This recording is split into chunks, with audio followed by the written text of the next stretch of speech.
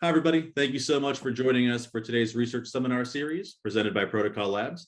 Today we have Paola de Perthuis presenting her work revolving around Oblivious Polynomial Evaluation schemes. Paola is currently completing her PhD at ENS in Paris while also working for Cosmian. I believe I'm pronouncing the company name right.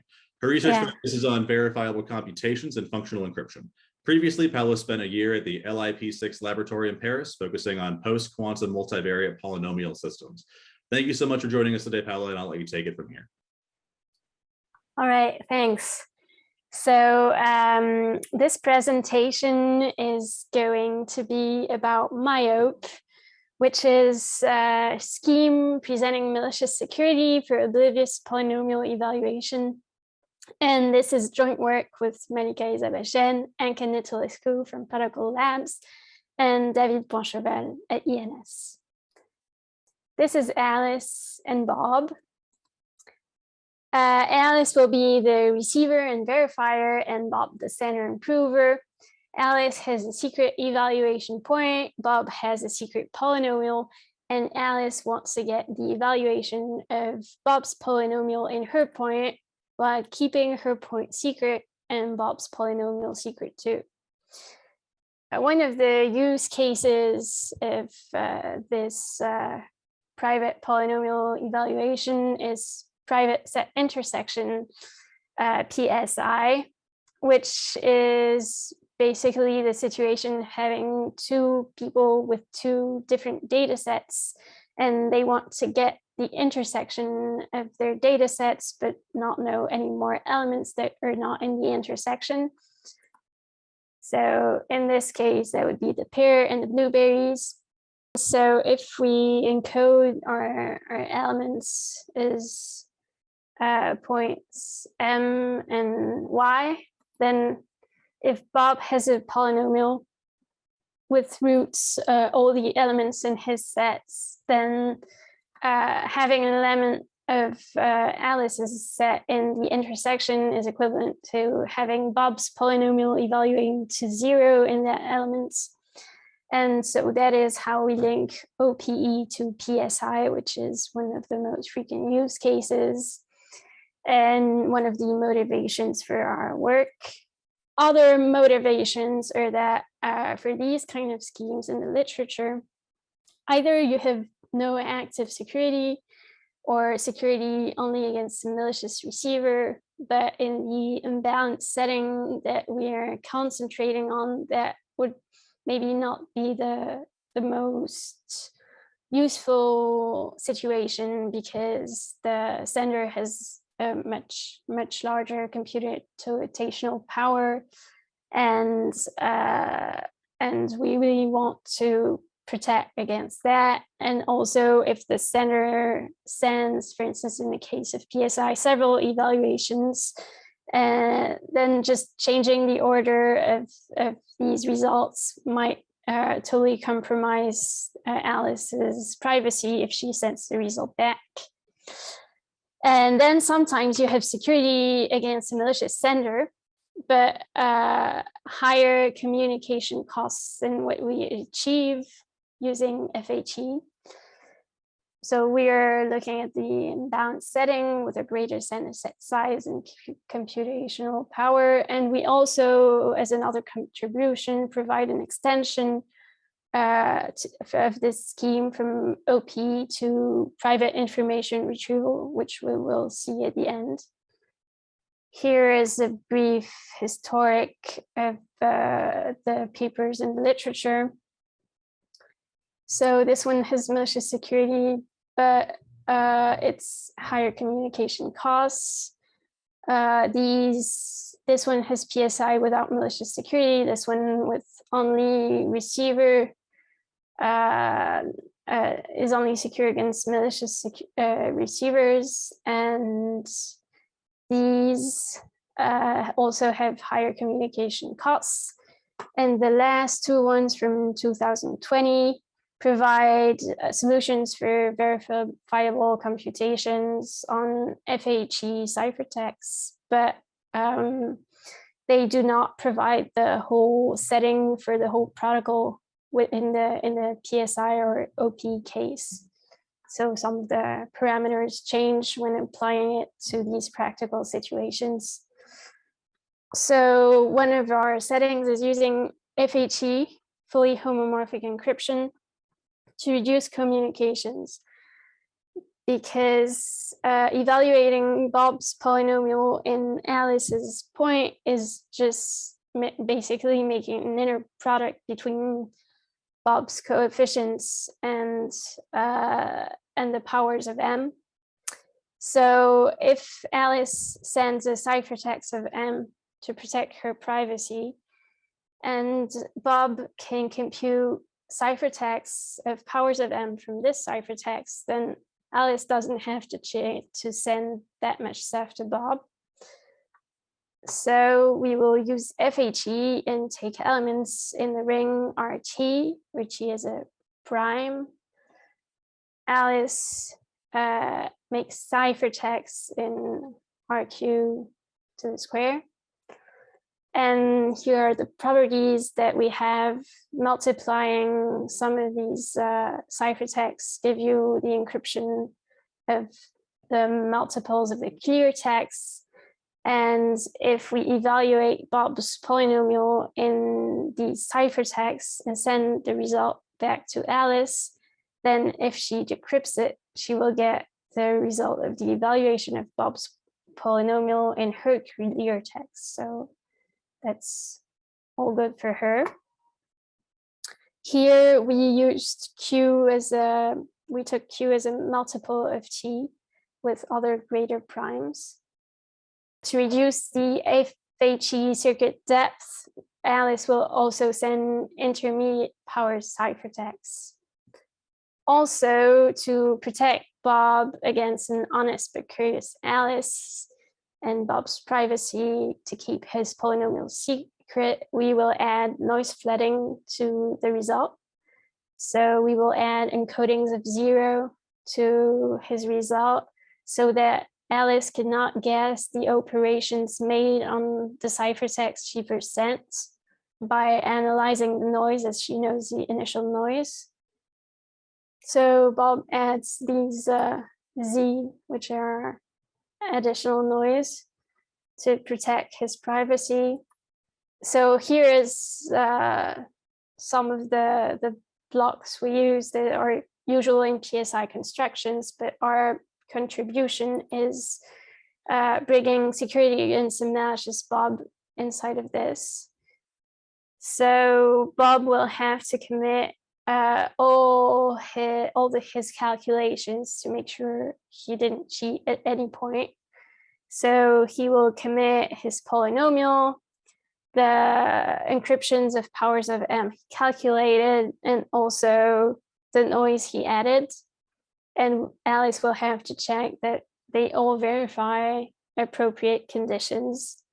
So for the commitment scheme, we want compact commitment to reduce communications and have small proof sizes, and with linear only homomorphism. So we use PyA encryption. So first we need to prove that Bob calculated all the encryptions of powers of m correctly.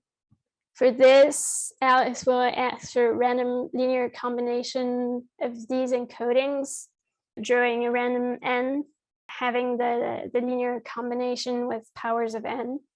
Bob calculates and sends these B's in clear text, and also the L's. And then he will also use commitments on the U's and all the other polynomials, so that Alice can check all the relations are verified between them.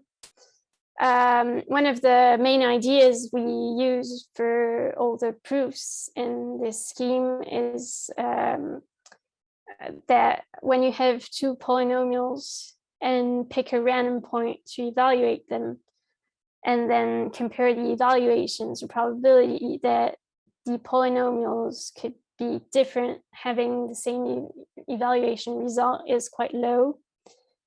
So we use evaluations of our polynomials, and to send more compact information rather than the entire polynomial, which is a lot heavier.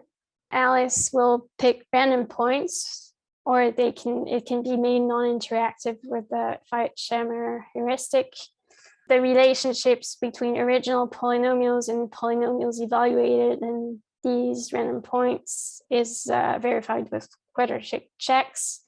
And using the Schwarz-Zippel lemma, we verify the number of checks we have to make for this. So Alice can check relationships between the commitments of all the polynomials involved evaluated in beta kappa. Also, she checks that when she codes the B prime, she gets the appropriate linear combination of her clear text, which is, well, this is kind of going into detail, but it's right except with negligible probability, because n is in a ring which is the product of two large fields of similar size. Then once we check that Bob has the right encodings of powers of m, we also need to check that the added noise is really noise and not something else. So this is the form of FE noise, and we need to check that it's respected with the right correctness bounds. Bob will make hidden commitments of intermediate polynomials of noise, several polynomials for each for each noise we pick, U, E1, E2. Then he sends Alice random linear combinations of these with scalars that she picks, and she can verify the result is correct because she can decrypt to 0. Bob, once she made these checks and also checks on the commitments, Bob can use another linear combination for the noise he adds in the end. Then we also need to check the validity of the result D prime, D tilde prime. Bob sends that needs to decrypt to the evaluation of Bob's polynomial in Alice's point. And for this, we just do as before, generating commitments of all the polynomials involved, evaluating them in random points. Alice chooses and verifying all the relations are correct with quadratic checks. Here is a bit more detail in the commitments and the commitment method. So the polynomials in the commitments can be restricted to subspaces when needed because we use twin encodings, and the second encoding can be restricted to some other space while the checks can be made on the first encoding. We provide k such twin encodings on different evaluation points to amplify the soundness using the probabilities in the Schwarz-Zippel lemma. And checks are made providing evaluations of the polynomials and alongside polynomials in m random points. So if UK is the polynomial encoded in encoding k, then it verifies the following relationship relative to U evaluated in m in xm, ym, which can be checked. These commitments are binding, but they can also be made hiding by adding secret scalars to the clear text before the encoding phase. Here for the application is some of the quantitative results we have on our parameters and communication sizes. So we chose sender sets on bit sizes big N from 20 to 40. So sets of size 2 to the 20 to 2 to the 40. And then N is the FHE degree, G is the FHE circuit depth. L is the number of primes in Q. S is a margin, so the bigger S is, the bigger T is, and it has actually a great deal of influence on the proof size. T and Q are FHE parameters. Here is the total receiver communication size, which gets bigger with N because of the intermediate values. Here is the pi modulus for the commitment scheme and the standard communications with the proofs. These parameters can be tweaked. You can have different trade-offs between receiver and sender communication sizes. And one of the great things of these sizes is that the proof sizes are in log of big N. So N can get bigger and bigger, and the proof sizes won't get too big. We have an interactive version and a non-interactive version because it can be made non-interactive with a Fayette-Shammer heuristic. And the interactive version is only on 5 rounds with smaller sizes because you can have security on only 30 bits if the cheaters have to cheat online. For the extension to symmetric private information retrieval, here is how it works and how we can apply this scheme to this other setting.